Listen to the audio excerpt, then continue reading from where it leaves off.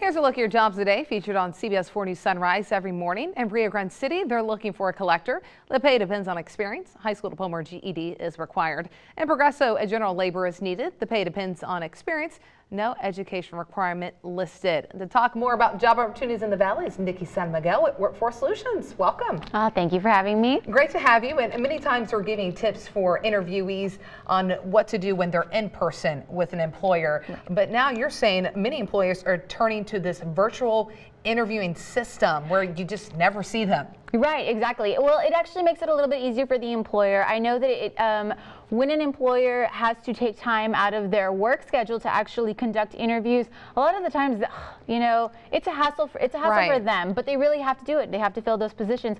So now what's happening is virtual interviews are actually getting more and more popular. And what that is there's two different types of virtual interviews. You can either sit across a laptop or a computer and talk to somebody while they ask you these questions and, do the interview that way. But what's more common is you're sitting in front of a computer, you're reading the questions, and you're recording your answers.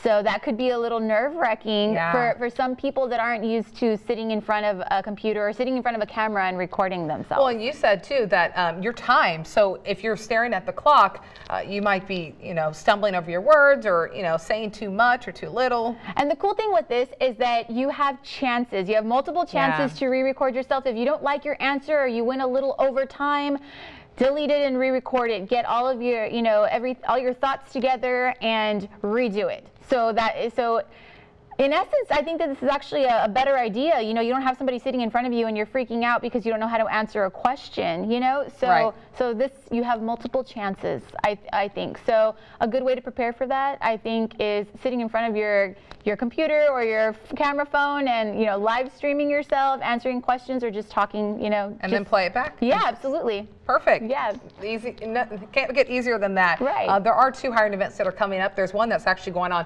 right now if you're looking for work. Yes.